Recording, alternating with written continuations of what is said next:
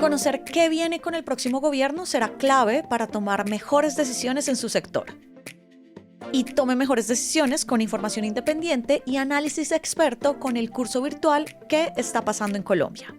Le ofrecemos un espacio exclusivo para profundizar la coyuntura política de la mano de Juanita León y Daniel Pacheco, editores en La Silla Vacía. El curso contará con la información verificada y el contexto necesario para navegar en las aguas del nuevo gobierno y saber cómo impacta en su organización, en su empresa o en su grupo de incidencia. Los cursos arrancarán en agosto. En la sección de cursos de lasillavacía.com y en la descripción de este episodio encuentra toda la información.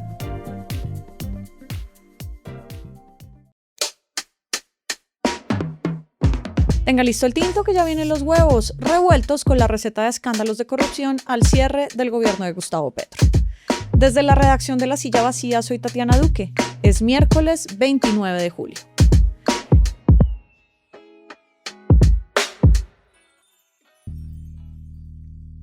En solo año y medio, Angie Rodríguez pasó de ser la mano derecha del presidente Gustavo Petro a una funcionaria tal vez incómoda para otros de sus colegas dentro del gobierno, a ser una completa marginada del petrismo. Rodríguez lleva 2 días hablando a medios nacionales denunciando no solamente supuestos actos de corrupción, sino una presunta red de mujeres asesoras del gobierno que manejan contrataciones a su antojo. A solo 10 días de que deje el poder, este es uno más de los escándalos, ruidos, casos de corrupción, como quiera llamarlo, que han rodeado a un presidente que al mismo tiempo tiene el capital electoral más grande que ha tenido la izquierda en su historia. Y todos esos ruidos le quitan foco a una accidentada presidencia temprana de su opositor, Abelardo de la Espriella. Hoy hablamos de lo que ha dicho Angie Rodríguez, de sus repercusiones con el nuevo gobierno y por qué a Petro no se le raya el teflón. Edgar Quintero está cubriendo la Casa de Nariño. Gracias por volver por acá. Tatiana, buenos días, gracias por invitarme. Durante la campaña habíamos hablado de Angie Rodríguez, de sus primeras denuncias de supuesta corrupción en el gobierno y de que había una guerra intestina en la Casa de Nariño con ella como protagonista. Sí. Pero las últimas declaraciones que ella ha dado se sienten diferentes. ¿Por qué? Sí, en Casa de Nariño es conocido como el primer círculo del presidente, es bastante tóxico y está lleno de intrigas, y en los últimos años el periodismo ha destapado escándalos de corrupción en muchos sectores del gobierno Petro. Pero siempre hay un nuevo testimonio que nos da una imagen más cruda de lo que ha sucedido en el alto gobierno, como lo está haciendo Angie Rodríguez. En las denuncias de ella hay muchos elementos graves. Rodríguez habló de un presidente capaz de intimidar y maltratar a sus funcionarios más cercanos. En público, Petro utilizó las condiciones de depresión y ansiedad de Angie Rodríguez para tratarla como una funcionaria manipuladora e incapaz de ejercer los múltiples cargos que en su momento le entregó. Y en sus entrevistas, Angie dejó en el aire la idea de que Petro le mencionó su pasado como guerrillero para amenazarla y que la acusó de dirigir una red de tráfico de fentanilo, haciendo uso de estas teorías de espionaje que tanto le gustan al presidente saliente. Pero sin duda lo más grave es la existencia de una gran red de corrupción al interior del gobierno, liderada por mujeres jóvenes que tienen relaciones estrechas con el presidente Petro y cuentan con la capacidad de direccionar contratos o hacer nombramientos para capturar rentas del Estado. El caso más emblemático es el de Juliana Guerrero, la exfuncionaria del Ministerio del Interior, que hasta esta semana fue la representante de Petro en el Consejo Superior Universitario de la Universidad Popular del Cesar. ¿Qué tanto de lo que dice Angie Rodríguez sobre Juliana Guerrero puede ser cierto? Los altos funcionarios a los que alguna vez les pregunté por Juliana Guerrero nunca explicaban el origen y el alcance de su poder, aunque siempre estaba en el aire, más bien como un rumor, que Juliana mantenía una relación sentimental con el presidente, como lo ha estado insinuando Angie Rodríguez. Petro dijo ayer que estaba soltero y también negó cualquier tipo de vínculo con Juliana Guerrero, quien es 43 años menor que él.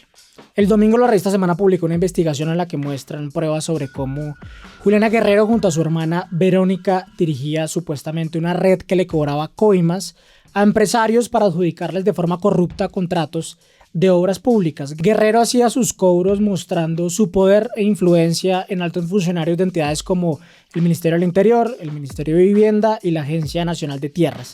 Y recordemos que en su primera tanda de denuncias, por allá en abril, Angie Rodríguez ya había dicho que Juliana tenía influencia en entidades como el Fondo de Paz y en el Ministerio de Igualdad, en el que el presidente quería nombrarla viceministra de Juventudes. Y hay otras mujeres que tienen acceso al gobierno que estarían cumpliendo este patrón. La silla vacía reveló en mayo que Vanessa Cortés pasó de no tener patrimonio a tener una empresa que tuvo ganancias de 600 millones de pesos justo después de que Gustavo Petro llegara a la presidencia. 5 altos funcionarios en diferentes momentos de este mandato nos la han señalado como la pareja del actual presidente y como en el caso de Juliana, pues había mucho silencio sobre ella.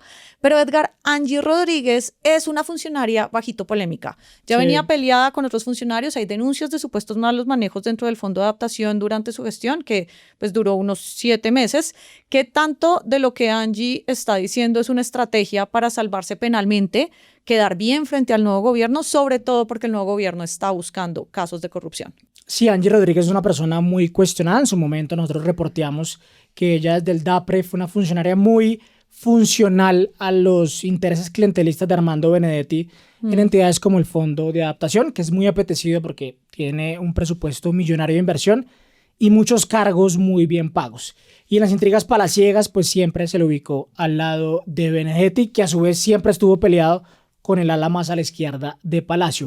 Tú me preguntas que si esto es una estrategia para salvarse, y pues claro que lo es, ella misma lo dice, dando detalles incluso bien oscuros, por ejemplo, poniendo en duda que el coronel Oscar Dávila, salpicado en el escándalo de interrogatorios ilegales en la casa de Nariño, otro escándalo, se hubiera suicidado, como dijo Medicina Legal.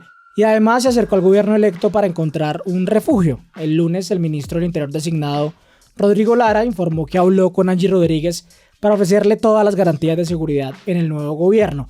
Rodríguez también dijo que habló con el director designado de la UNP, Didier Blanco, y de hecho escogió como su abogado a Wilson Ruiz, que fue exministro de Justicia del gobierno Duque y que además estuvo en la lista de Salvación Nacional en el Congreso. Y con él van a ir hoy a la comisión de acusación para denunciar a Petro. Lo que también muestra pues el enorme interés del nuevo gobierno de la Espriella por señalar los lastres de corrupción del gobierno de Petro. Y la lista es larga, lo de Laura Sarabia, Armando Benedetti y la financiación de la campaña, Ricardo Roa como gerente de la campaña y acusaciones de corrupción dentro de Ecopetrol, ya está en juicio por eso, el robo a la unidad de gestión del riesgo. Pero Edgar, al mismo tiempo, Gustavo Petro es el mayor elector de la izquierda en la historia. Sí. El pacto perdió la presidencia por menos de 1 millón de votos. Ha dicho en sus discursos públicos que volverán al poder, tienen en la mira al 2027, le dio voz y puestos a comunidades ninguneadas por otros gobiernos durante mucho tiempo.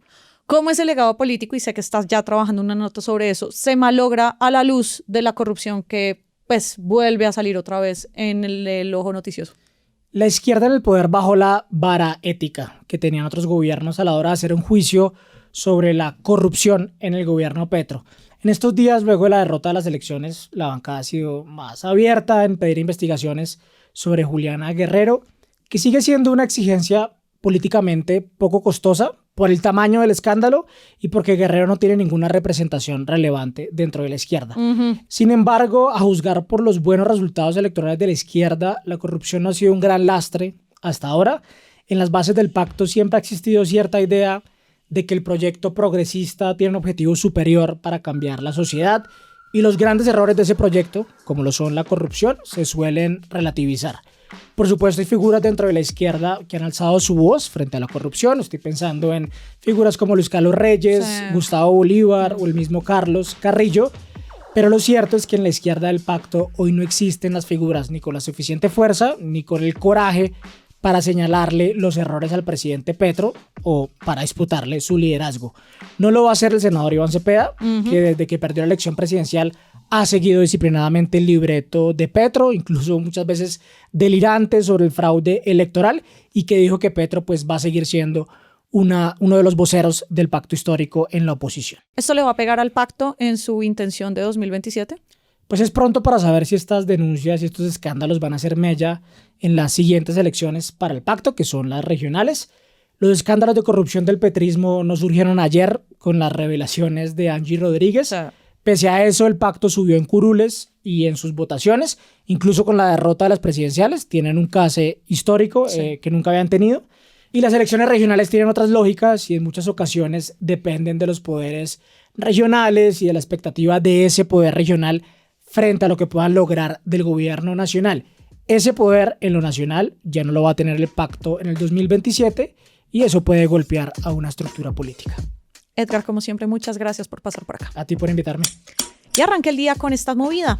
Al final, la posesión presidencial va a ser en el auditorio de la Universidad Santiago de Cali. El Congreso está en trámite de aprobar su traslado a esa ciudad. El Senado ya armó sus 7 comisiones y ojo a estos nombres. El de Enrique Gómez, quien es el favorito para presidir la Comisión Primera, que es muy importante porque revisa las reformas constitucionales, y Sara Castellanos. Ella es la favorita para hacer lo propio en la Comisión Tercera, que es muy clave porque maneja temas de plata. Ambos senadores son de Salvación Nacional, el partido más consentido por el nuevo presidente. Toda la movida de poder estará al aire en lasillavacía.com, en las redes, en el en vivo y en nuestro canal de YouTube. Y por acá cada mañana estará servido su desayuno político favorito. Fernando Cruz produjo este episodio. Yo soy Tatiana Duque y nos escuchamos mañana. Hacer periodismo independiente cuesta. Cada suscripción a este canal nos permite financiar historias que revelan patrones, intereses y otras dinámicas de poder que otros no cuentan. Suscríbase y sea parte de la comunidad que apoya a La Silla Vacía.